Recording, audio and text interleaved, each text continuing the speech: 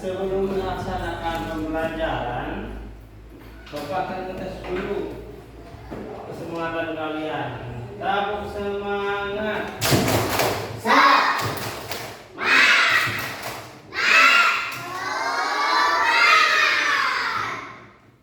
Sebelum menginjak ke mata pelajaran bahasa Indonesia pada hari ini tanggal 6 bulan Mei 2025, hari Selasa, kita akan membahas pembahasan yang selanjutnya.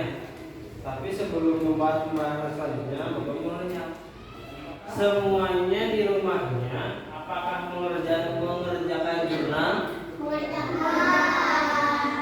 Benar. Terus siapa yang tadi subuh, sholat subuh, yang tidak sholat subuh, cung? Yang tidak sholat subuh 1, 2, 3, 4, 5, 6, 7, 8. Masih banyak yang belum rajin, masih banyak yang belum bisa mengutamakan sholat. Kalau sholat itu kewajiban semuanya umat Islam. Jadi kalian harus menunaikan ibadah sholat. Yang tidak sholat isya, cung, acungan tangan. Yang biasa isya 1. Yang tidak melaksanakan sholat maghrib 1 orang. Yang tidak melaksanakan sholat asar 1, 2, 3 orang. Yang tidak melaksanakan sholat duhur 1, 2, 3. Jadi keputusannya, kesimpulannya, yang kalian harus tingkatkan itu adalah sholat subuh. Jangan lupa kalian harus meningkatkan rajin-rajin untuk menunaikan sholat subuh. Itu perhatian dari Bapak untuk kebaikan kita semuanya. Setelah itu kita menginjak pembelajaran bahwasanya dalam agama Islam pun ada rambu-rambu ataupun aturan-aturan. Kan kita kemarin sudah melaksanakan pembelajaran bahasa Indonesia tentang perasaan. Yang kedua yaitu tentang apa? Ada yang tahu? Apa? Yang pertama kan itu perasaan. Yang kedua, apa kemarin? Ada yang tahu? Apa dia? Tentang kesehatan. Tentang kesehatan. Yang pertama tentang perasaan, untuk kita mengemukakan, untuk menampilkan bahwasanya perasaan bahagia itu seperti apa, sedih itu seperti apa, dan takut itu seperti apa, dan sebagainya. Untuk yang kedua itu tentang kesehatan. Kemarin kita sudah mencontohkan tentang gawai. Gawai itu alat telekomunikasi, handphone, laptop, dan sebagainya.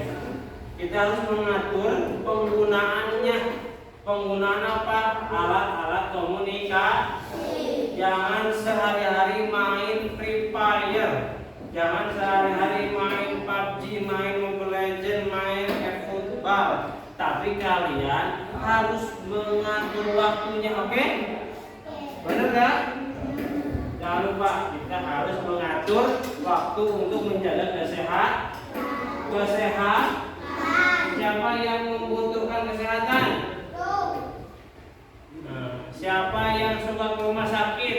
Cung.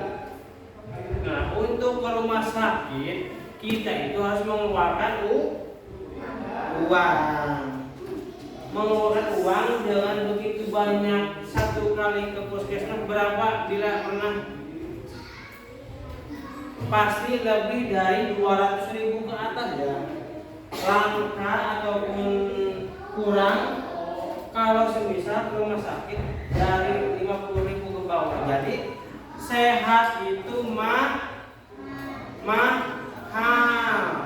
Sehat itu mahal. Setelah itu kita akan melaksanakan pembelajaran tentang aturan-aturan yang dilaksanakan oleh kegiatan sehari-hari ataupun yang suka ada di tempat-tempat umum. Kita buka di bab 3-nya di halaman. Kemarin kita sudah bab 1, bab 2, sekarang kita masuk ke bab 3 untuk mengenal aturan-aturan atau kita harus berhati-hati di mana saja. Bab 3 itu berhati-hati di mana saja, berarti untuk adanya kehati-hatian berarti ada aturan. Dibuka halaman 46. Di sana ada menggambarkan bahwasanya kalian bisa melihat di sana ada sebuah cerita yang tertulis dan juga tergambarkan. Ada ada 2 orang sedang melaksanakan kegiatan penyeberangan di jalan. Mereka melihat apa kanan kirinya ada motor dan mobil. Nah, kita untuk menyeberang itu harus melakukan seberapa?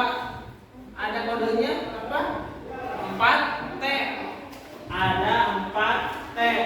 Ketika kita mau menyeberang di jalur zebra cross, kita harus melaksanakan 4T. T yang pertama apa? Tengok ke. Yang kedua tengok kiri. Yang ketiga tengok ke lagi. Yang terakhir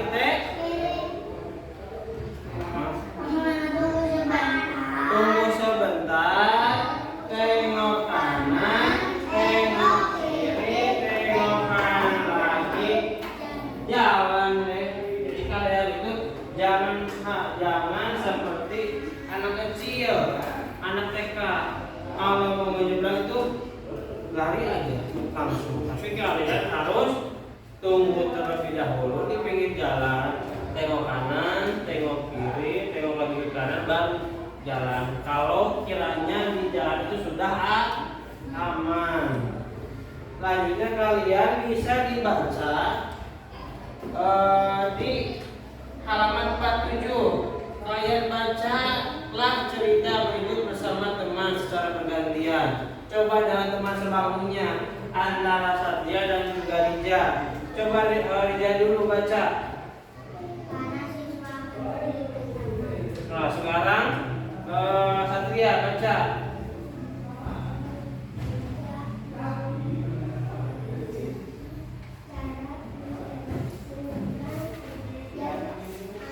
Terus Rija.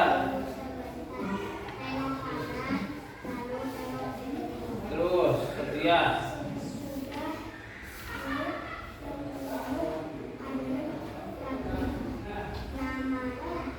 4. Sekarang baca semuanya dengan teman sebangkunya. 1, 2, 3.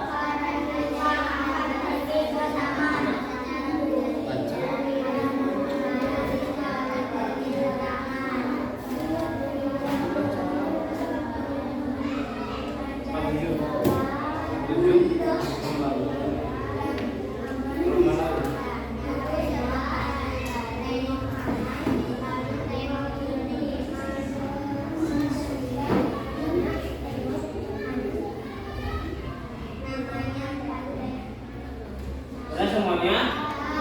Jadi di sana ada cerita apa di sana? Ada para siswa untuk pergi ke taman. Terus siapa yang menyeberangkannya? Ibu apa? Ibu Rida untuk menggunakan 4T. Yang pertama adalah tunggu sebentar. Yang kedua tengok. Yang ketiga tengok kiri. Sesudahnya tengok kanan lagi. Itu yang diajarkan oleh Bu Rida. Jadi kalian juga pun harus seperti itu. Jangan sampai langsung menyeberang saja. Terus selanjutnya kalian bisa dibuka halaman 48. Di sana ada lagi yaitu percakapan. Bu Rida, bagaimana cara menyeberang di jalan yang aman? Tunggu sebentar, kemudian tengok kanan. Betul, lalu apalagi tengok kiri seperti yang tadi. Jadi Bu Rida itu menekankan bahwasanya kita menyeberang itu harus dengan menggunakan dengan aturan yang dikemukakan oleh Bu Rida, yang dibacakan, yang dipelajari oleh Bu Rida untuk murid-murid dalam 4T. Selanjutnya kalian bisa dibuka halaman 50. Halaman 50, bahas bahasa. Perhatikan tanda seru pada teks di atas. Nah, kemarin kita sudah membahas untuk tanda tanya untuk apa? Untuk menanyakan sesuatu. Apa saja di kalimat yang harus diawali untuk tanda tanya? Siapa, di mana, apa, terus bagaimana, terus siapa, terus kapan, dan di mana. Bos, masih ada yang mengingat tentang pelajaran yang kemarin sudah dibahas tentang tanda tanya. Sekarang tanda seru. Untuk apa tanda seru katanya? Untuk menyuruh. Untuk menyuruh. Tanda seru dipakai ungkapan yang menunjukkan semangat atau menyuruh atau kesungguhan. Bisa dibahasakan kalau memang semisal tanda seru itu di dalam percakapan itu bisa di kalimat-kalimat yang pertama tanda perintah. Perintah bukan pertanyaan ya. Kalau pertanyaan itu berarti tanda seru, tanda tanya. Kalau kata perintah itu tanda seru. Terus atau tanda seru dipakai juga untuk ungkapan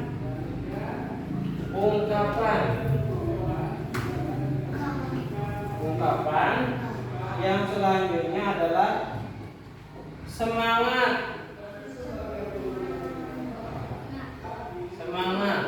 Yang terakhir adalah kesungguhan.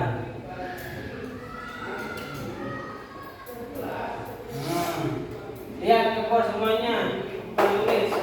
Jadi kemarin itu kalau tanda tanya itu adalah kuncinya di awal kalimat, seperti ada kalimat apa, siapa, di mana, kapan, berapa, dan bagaimana. Itu untuk kalimat tanda tanya.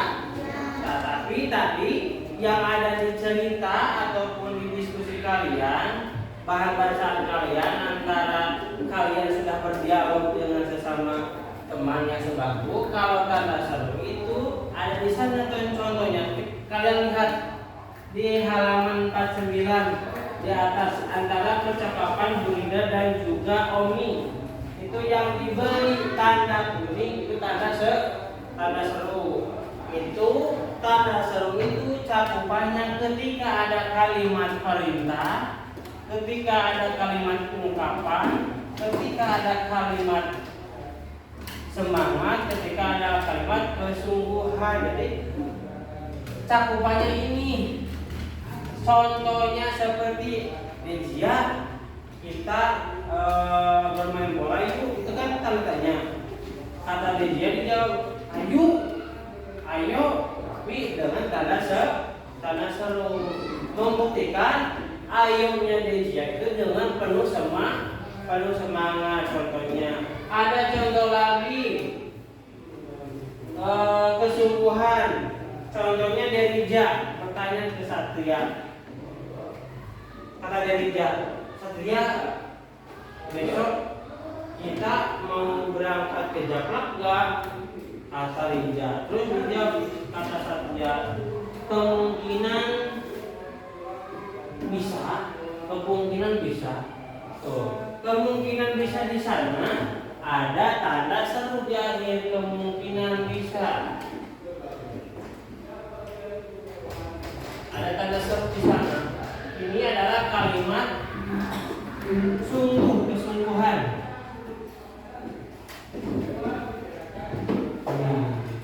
Nanti kalian buka buku biasanya dan kita akan melaksanakan praktik, tapi praktiknya di rumahnya masing-masing. Yaitu ada PR. Kalian bisa dibuka halaman 51. Di sana ada PR. dan kalian ditugaskan untuk membuat percakapan dengan teman sebangkunya menggunakan kalimat-kalimat bebas. Nah, jadi kalian di rumah membuat PR percakapan dengan tema-tema yang bebas, tema mau memancing, tema mau main bola, tema badminton, tema bermain dan sebagainya. Tapi jangan lupa kalian harus memasukkan unsur-unsur tanda tanya dan tanda sebangga PR-nya. Dan kalian harus mendiskusikan di rumahnya masing-masing. Harus adanya kerja kelompok satu sama lain, dan nanti ketika kalian besok masuk ke kelas sekolah lagi, PR-nya sudah beres untuk percakapan yang ada tanda dan tandanya, dan nanti dipraktekkan di depan kelas. Jadi kalian itu harus membuat PR percakapan dan harus berlatih di rumah untuk pelaksanaan nanti di depan kelas bisa dapat dipahami. Sebelum kita menutup pembelajaran bahasa Indonesia, tutup dulu bukunya. Nah, Bapak mau merangkum, mau meringkas materi yang Bapak tadi sampaikan untuk kalian lebih tahu apa yang tadi Bapak disampaikan. Jadi untuk bab 3 kita sudah mempelajari beberapa bahasa, terutama berhati-hati di mana saja. Berhati-hati di mana saja. Nah, berhati-hati di mana saja itu berarti posisinya di tempat umum dan juga di rumah. Di rumah maka sudah ada aturannya, tetapi untuk di tempat umum kita belum tahu aturannya seperti apa. Jadi kalian harus berhati-hati, apalagi di jalan raya. Kita harus tahu mana tempat penyeberangan, mana yang bukan tempat penyeberangan. Kalau pasti itu yang tempat penyeberangan itu ada jalan yang beraksir putih. Ada yang tahu? Zebra cross. Ada yang pernah melihat zebra cross? Pernah? Pasti adanya di perkotaan. Kita kan posisinya di pedesaan. Nah, di Parigi, di Pangandaran dan juga di Banjar dan di Ciamis masih ada. Tapi yang harus kalian ketahui adalah kita harus berhati-hati dan harus menyeberang dengan 4T. Tunggu dulu, tengok kanan, tengok kiri, tengok kanan lagi, baru jalan. Kira-kira kalau semisal motor dan mobilnya tidak ada ataupun pelan-pelan. Oke, dapat dipahami? Dapat. Dan yang kedua, ringkasannya yaitu kita pembelajaran untuk adanya mengetahui tanda seru itu kalimatnya tidak akan lepas dari kalimat perintah, kalimat ungkapan, kalimat semangat, dan kalimat kesungguhan. Dan jangan lupa terakhir PR-nya.